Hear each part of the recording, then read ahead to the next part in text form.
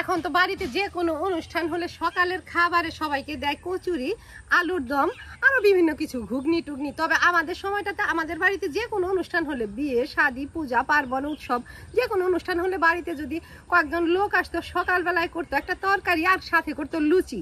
আমার ঠাকুমা কি করতো, মানে মেন খাবার যে হবে দুপুরে বা রাতে, তার থেকে সবজি টবজি কিছু বাঁচিয়ে নিয়ে একটা সবজি করতো, সাথে করতো ফুলকো ফুলকো লুচি। আর এমন দিনে হলে তো ওই ফুলকপি আলু মটরশুঁটি দিয়েই একটা ডালনার মতো করে করতো, আর সাথে একদম ফ্রেশ লুচি করতো।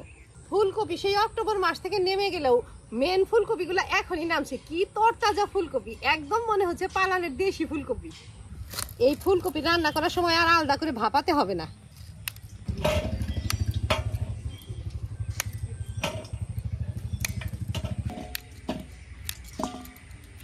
বড় বড় ফুলগুলো এড়িয়ে নিলাম, এটুকু কাটতে হবে।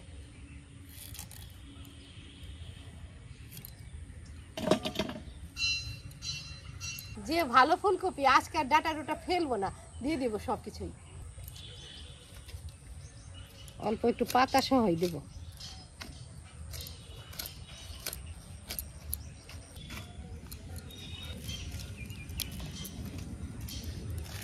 একটু ফেলতে হবে না।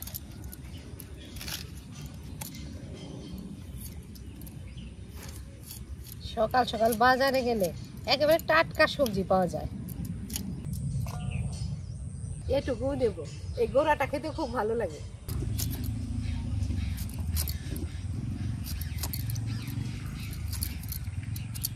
অনেকেই হয়তো এটা খায় না, তবে এটা খেতে খুব ভালো লাগে। নতুন আলু একেবারে মাটিতে ভরা, এগুলো ছিলে ওই কপির মধ্যে রাখা যাবে না। এটা ছিলে আলাদা রাখি, আগে ধুয়ে নেই, তারপরে একসাথে মিলাবো।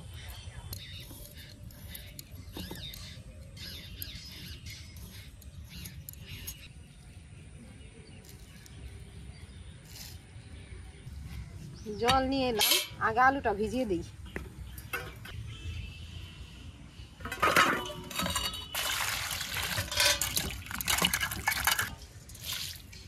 একবার ধুলাম।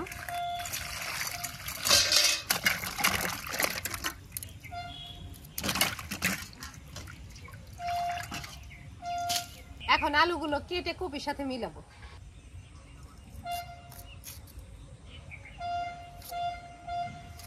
তিনটা করলাম।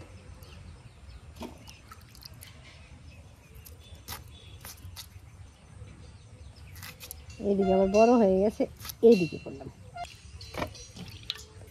এটা বেশ বড় সাইজের, এইভাবে দিয়ে এমন করে এমন করলাম।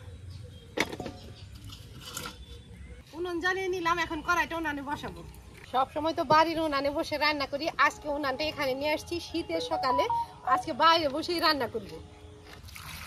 আলু ফুলকপি এখন একসাথে ধুয়ে দিয়ে দিব। নতুন উনান, তারপরেও কি পরিমাণ, মানে কত ভালোভাবে জ্বলছে। আর এখন জ্বলবে, এখন হলো উখরা দিন, সব লাকড়ি টাকড়ি শুখা। যাই হোক, এখন কড়াইতে অল্প সর্ষের তেলে আলু ফুলকপিগুলো হালকাভাবে ভেজে নেব, তারপরে মশলাটা কষিয়ে আবার বসিয়ে দেব। কড়াইতে সর্ষের তেল দিলাম। যেহেতু ফুলকপিগুলো আজকে আর ভাবেই নেই, এখন নুন হলুদে একদম ঢেকে ঢেকে ভাজা ভাজা করে নেব, তাতে ফুলকপিগুলো একটু মজেও যাবে আর ভাজা ভাজাও হয়ে যাবে। জল থেকে ছেঁকে ছেঁকে একবার কড়াইতে দিই।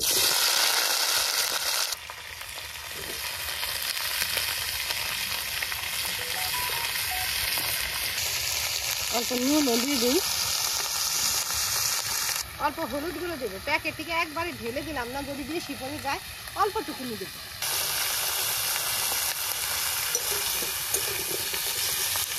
নেড়ে চেড়ে মিশিয়ে দিলাম, এখন ভাজা ভাজা হতে থাকে। এটা ভাজা ভাজা হতে থাকা, আমি বাড়ি থেকে আদাটুকু বেটে নিয়ে আসি, খুব একটু খেয়াল রাখি, ঢেকে দিই, মজেও যাবে। বাটবই খালি আদা, একটু দেরি হবে না, তুই একটু খেয়াল রাখিস। হ্যাঁ হ্যাঁ ঠিক আছে।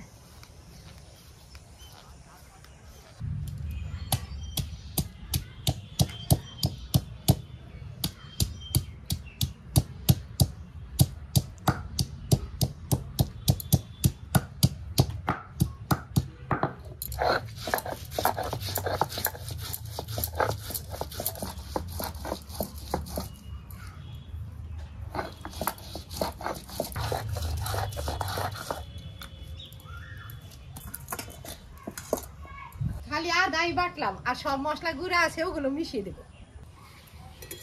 অনেকটাই মজে গেছে, এখন আর ঢেকে দেবো না, নেড়েছে শুধু ভাজবো। ভাজা ভাজা হোক, টমেটো কাঁচা লঙ্কাও কেটে নিয়ে আর আদা তো বেটে নিয়ে এলাম, ওর সাথে গুঁড়া মশলাগুলো মিশিয়ে নিই।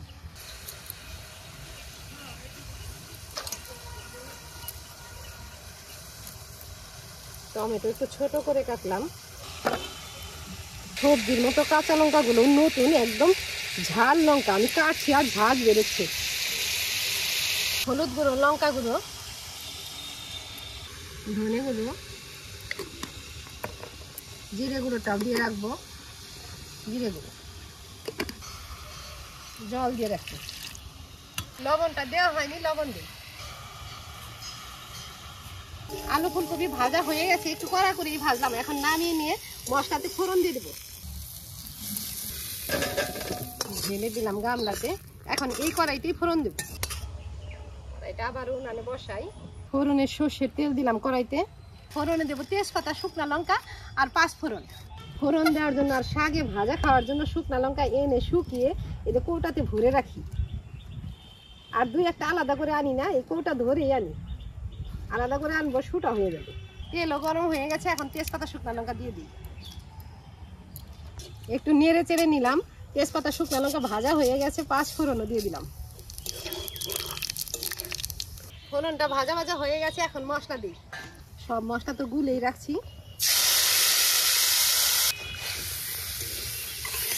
মশলাটা ভালোভাবে কষিয়ে নিয়ে তারপরে ভেজে রাখা আলু ফুলকপিগুলো দেবো। মশলা কষানো হয়ে গেছে, এখন ভেজে রাখা আলু ফুলকপি দিতে হবে। ঢেলে দিলাম, নেড়ে চেড়ে মশলার সাথে মিশিয়ে দিই।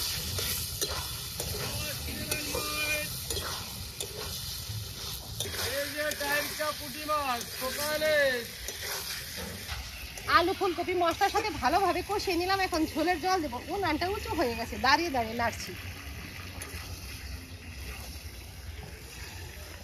টুলটা নাও না, ওই লাল টুলটা বেশি উঁচু, ওটার সাথে যায় না।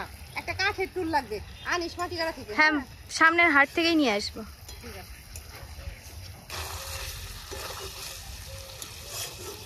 আমার ঠাকুমা বলতো যে কোনো রান্নাতে এই জ্বালানিটা ঠিক মতো আর একটু লবণ আর ঝাল হলেই খাওয়া যায়, এটুকু হলেই তরকারি খাওয়া যায়। অন্যান্য মশলারও তো দরকার হয় না। আমিও সেভাবে রান্না করি, লাঠিগুলো একদম শুকিয়ে রাখি যাতে জালের আর কোনো রকম হেরফের না হয়।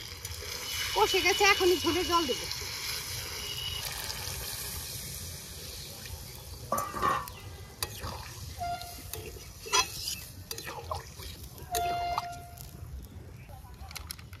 গামলাতে ময়দাগুলো নেই।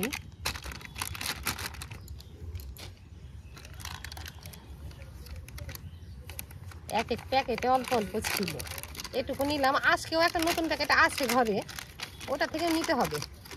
আমরা তো রেশনে আটা পাই, সেটা দিয়ে তো রুটি মাঝে মধ্যেই করা হয়, তবে ময়দা তো আর পাই না। তবে খুকি বলে কি লুচি ভাজলেই ময়দা দিয়ে ভাজো, তখন এই অল্প স্বল্প কিনে আনি বাজার থেকে। কখনো ½ কেজির প্যাকেট আনি, কখনো 1 কেজির প্যাকেট আনি। ময়দার উপরে অল্প নুন দিলাম, চিনি, তেল দিয়ে ময়াম করব, তারপর হালকা গরম জলে গুলে নেব। দিলাম চিনি, এখন দেবো সাদা তেল। সবকিছু একসাথে মেখে নিচ্ছি।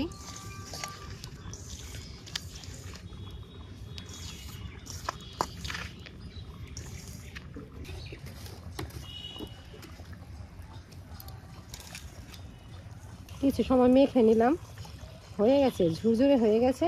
আর দলা করলে ওই যে দলা হয়ে যায়। জলটা একেবারে গরম না, হালকা গরম।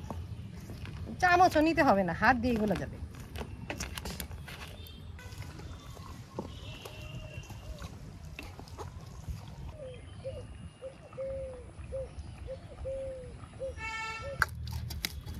ময়দা মাখা হয়ে গেছে, এখন এটা ঢেকে রেখে তরকারিটা নামিয়ে দিই। ঢেকে রাখলাম।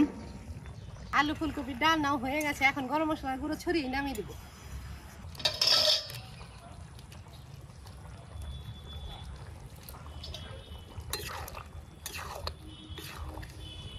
নেড়ে চেড়ে মিশিয়ে নিলাম, এখনই নামাবো।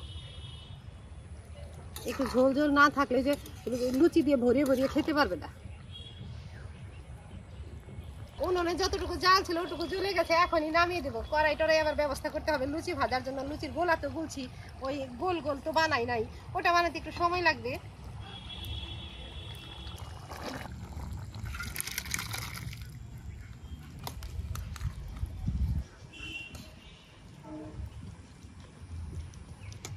লুচি ভাজার কড়াইটা উনানে বসানো থাক, তবে জাল ধরিয়ে দেবো না, কড়াইটা গরম হতে থাক। এদিকে আমি লুচিগুলো বেলে টেলে নিই। বেশি নরমও করি নাই, আবার একেবারে শক্ত না, ভাগ করে নিই।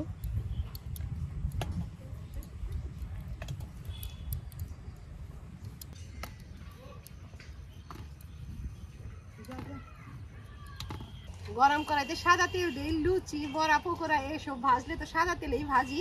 কড়াইতে দিলাম সাদা তেল, কড়াইতে টনটনা গরম হয়ে গেছে। গরম উনানে বসিয়ে রাখছিলাম।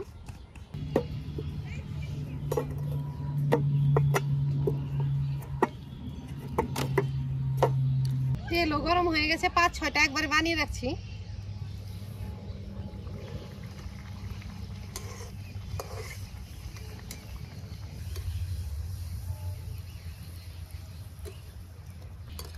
আমরা তো একটু সাদা সাদা খেতে পছন্দ করি, খুকি করা খায়। প্রথম প্রথম একটু সাদা সাদা করে ভাজি, পরে একদম তেলও গরম হবে, 2-একটা লাল লাল করে ভাজবো। আমরা তো লুচি ভাজি কয়েকটা, আগে যে আমাদের বাড়িতে অনেক লুচি ভাজতো, ধামার মধ্যে কুলার মধ্যে চালনের মধ্যে নামাতো অনেকগুলা। তো আমি এই যে আজকে কুলার যদিও আনছি, তারপরে অত লুচি তো না, কয়েকটা লুচি ছোট একটা থালাতে রাখলেও হয়ে যেত।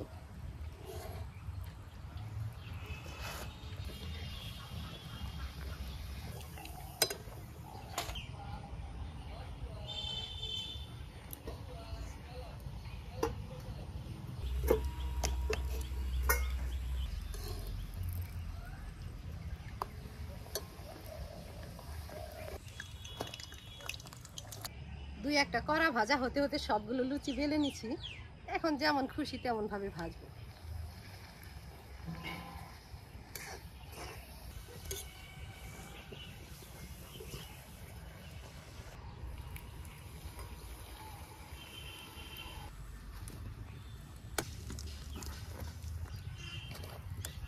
এই হলো আজকের সকালের জল খাবার, লুচি সাথে আলু ফুলকপির রসা, ডালনা যাই বলি না কেন।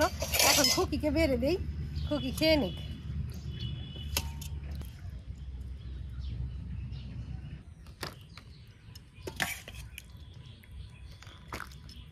খুকি তো কড়া খেতে পছন্দ করে।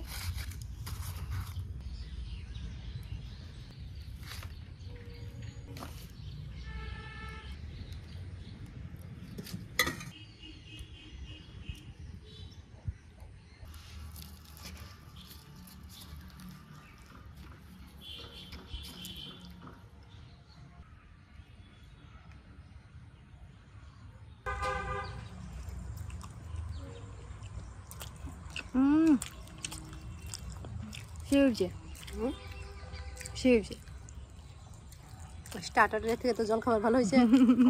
ভালো হয়েছে তো, খুব ভালো হয়েছে।